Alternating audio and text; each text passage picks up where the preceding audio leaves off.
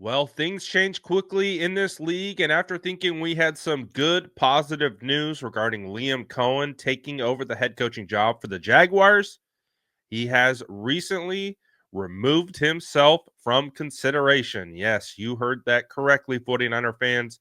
The guy who believed to be the front runner for the Jaguars job has decided not to take it. He is going to stay in Tampa Bay, making him one of the highest paid coordinators in the league by remaining and not taking the Jaguars head coaching job. So, what does this mean for the San Francisco 49ers?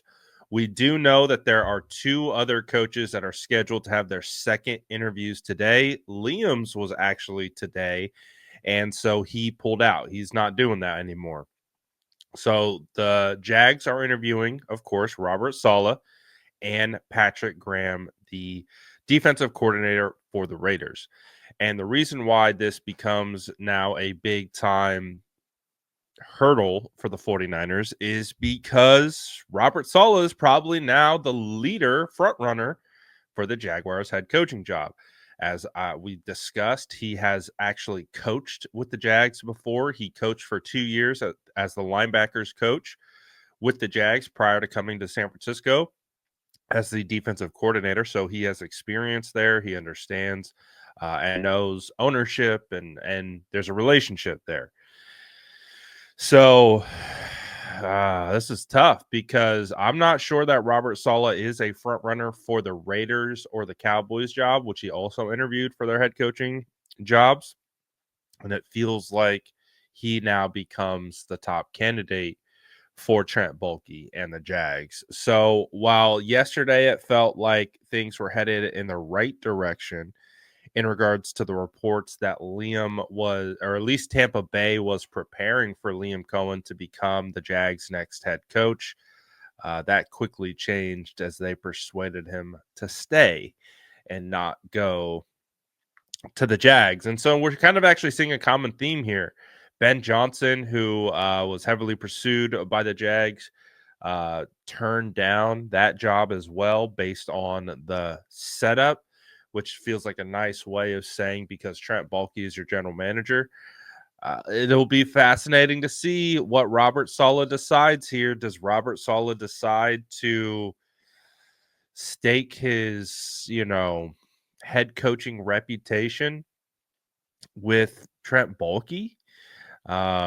Because there's a good chance that if the Jaguars have a poor season next year, everyone's one and done there.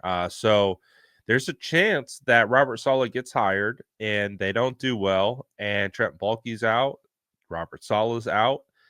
And does Robert Saleh, is he considered for another head coaching job again? So I don't know. That's one of the things that Saleh has to think about, but will he pass up a head coaching job for a defensive coordinator job? Now, the 49ers, at least it was kind of put out there by Matt Barrows that the 49ers are believed willing to make Robert Saleh one of the highest paid um, coordinators, just kind of like what the Tampa Bay Bucks did with Cohen in order to incentivize him to come back.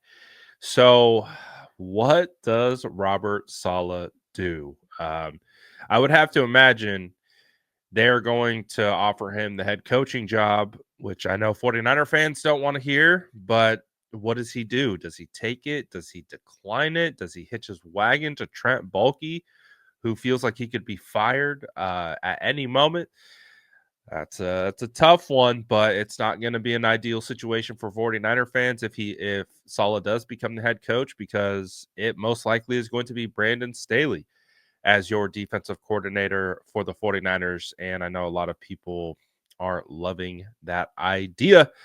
But you guys let me know what you think about this. Are you reading it the same way I'm reading it? Do you feel like this isn't good news for the 49ers? And it does feel like Robert Saleh is going to be the leading candidate for them. I don't know, man. You guys let me know in the comments below. And as always, make sure to like and subscribe for more